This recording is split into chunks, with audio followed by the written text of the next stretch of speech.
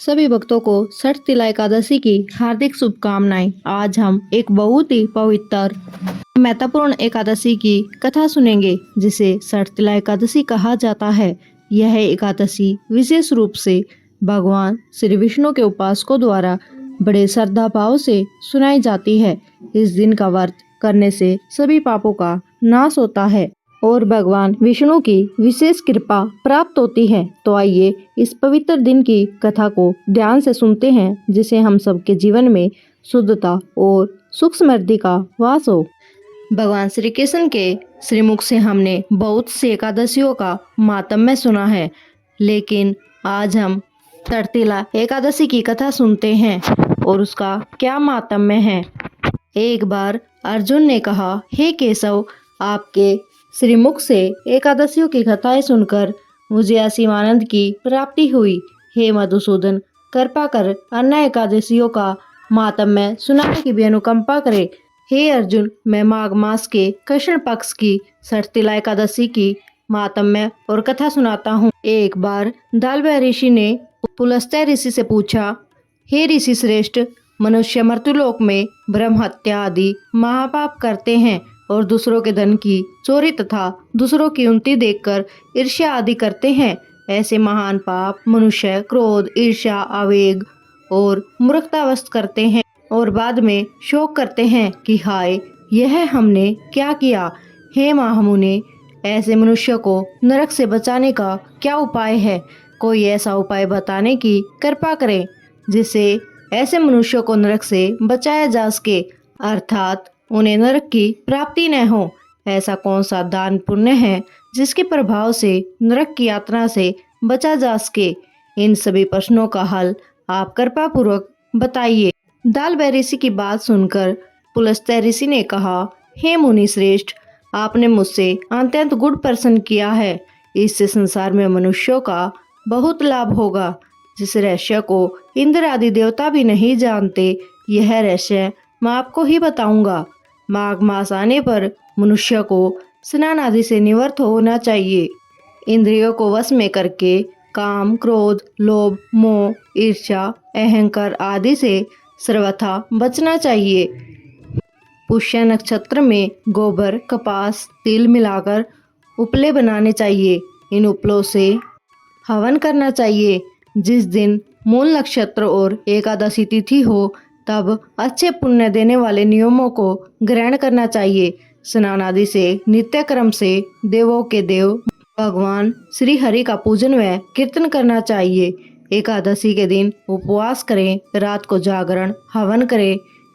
इसके दूसरे दिन धूप दीप नैवेद्य से भगवान श्री हरि की पूजा अर्चना करें तथा खिचड़ी का भोग लगाएं। उस दिन श्री विष्णु को पेठा, नारियल, सीताफल या सुपारी सहित अर्घ्य अवश्य देना चाहिए। तदुपरांत उनकी स्तुति करनी चाहिए। हे जगदीश्वर, आप निराश्रितों को शरण देने वाले हैं। आप संसार में डूबे हुए का उद्धार करने वाले हैं। हे कमल नयन, हे मधुसूदन, हे जगन्नाथ, हे पुंडरीकाक्ष, आप लक्ष्मी जी सहित मेरे इस तुच्छ अर्घ्य को स्वीकार कीजिए। इसके पश्चात ब्राह्मणों को जल से भरा घड़ा और तिल दान करने चाहिए। यदि संभव हो तो ब्राह्मणों को गऊ और तिल दान देना चाहिए। इस प्रकार मनुष्य जितने तिलों का दान करता है वह उतने स्वर्ग में वास करता है। तिल स्नान, तिल की उपटन, तिलोदक, तिल का हवन, तिल का भोजन, तिल का दान, इस प्रकार 6 रूपों में तिलों का प्रयोग षटतिला कहलाती है। इससे अनेक प्रकार के पाप नष्ट हो जाते हैं। इतना कहकर पुलस्त्य ऋषि ने कहा, अब मैं एकादशी की कथा सुनाता हूँ। एक बार नारद मुनि ने भगवान श्री हरि से षटतिला एकादशी का महात्म्य पूछा। वे बोले, हे प्रभु, आप मेरा प्रणाम स्वीकार करें। षटतिला एकादशी के उपवास का क्या पुण्य है? उसकी क्या कथा है? कृपा कर मुझे कहिए। नारद की प्रार्थना सुन भगवान श्री हरि ने कहा, हे नारद, मैं तुम्हें प्रत्यक्ष देखा सत्य वृत्तांत सुनाता हूँ। ध्यान पूर्वक श्रवण करो। बहुत पहले मर्त्युलोक में एक ब्राह्मणी रहती थी। वह सदा व्रत उपवास किया करती थी। एक बार वह 1 मास तक उपवास करती रही। उसे उसका शरीर बहुत कमजोर हो गया। वह अत्यंत बुद्धिमान थी। फिर उसने कभी भी देवताओं तथा ब्राह्मणों के निमित्त अनादि का दान नहीं किया। मैंने चिंतन किया कि इस ब्राह्मणी ने उपवास आदि से अपना शरीर तो पवित्र कर लिया तथा इसको वैकुंठ लोक भी प्राप्त हो जाएगा, किंतु इसे कभी भी अन्नदान नहीं किया। अन्न के बिना जीव की तृप्ति होना कठिन है। ऐसा चिंतन कर मैं मृत्युलोक में गया और इस ब्राह्मणी से अन्न की भिक्षा मांगी। इस पर उस ब्राह्मणी ने कहा, हे योगीराज, आप यहाँ किस लिए पधारे हैं? मैंने कहा, मुझे भिक्षा चाहिए, मुझे भिक्षा चाहिए। इस पर उसने मुझे एक मिट्टी का पिंड दे दिया। मैं इस पिंड को लेकर स्वर्ग लौट आया। कुछ समय व्यतीत होने पर वह ब्राह्मणी शरीर त्याग कर स्वर्ग आई। मिट्टी के पिंड के प्रभाव से उसे उस जगह एक आम वृक्ष सहित घर मिला, किंतु उसने उस घर को अन्य वस्तुओं से खाली पाया। वह घबराई हुई मेरे पास आई और बोली, हे प्रभु, मैंने अनेक व्रत आदि से आपका पूजन किया, किंतु फिर भी मेरा घर वस्तुओं से रिक्त है। इसका क्या कारण है? मैंने कहा, तुम अपने घर जाओ और जब देवी स्त्रियां तुम्हें देखने आए तब तुम उनसे सठ तिला एकादशी व्रत का महात्म्य और उसका विधान पूछना। जब तक वह न बताए तब तक द्वार नहीं खोलना। प्रभु के ऐसे वचन सुनकर अपने घर गई और जब देवी स्त्रियां आई द्वार खोलने के लिए कहने लगी तब उस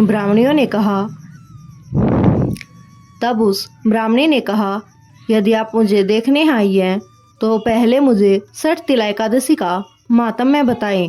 तब उनमें से एक देवी स्त्री ने कहा, यदि तुम्हारी यही इच्छा है तो ध्यान पूर्वक श्रवण करो। मैं तुझसे एकादशी व्रत और उसका महात्म्य विधान सहित बताती हूँ। तब उन देवी स्त्रियों ने सठ तिला एकादशी का महात्म्य सुना दिया। तब उस ब्राह्मणी ने द्वार खोल दिया। देवी स्त्रियों ने ब्राह्मणी को जब स्त्रियों से अलग पाया, उस ब्राह्मणी ने भी देवी स्त्रियों के कहे अनुसार सठ तिला एकादशी का उपवास किया और उसके प्रभाव से घर धन धान्य से भर गया।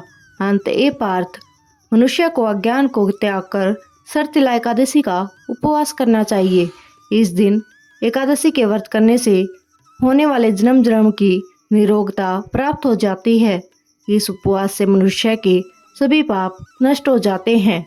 अर्थात इस उपवास को करने से जहाँ हमें शारीरिक पवित्रता निरोगता प्राप्त होती है, वही अन्न तिल आदि दान करने से धन धान्य में बढ़ोतरी होती है।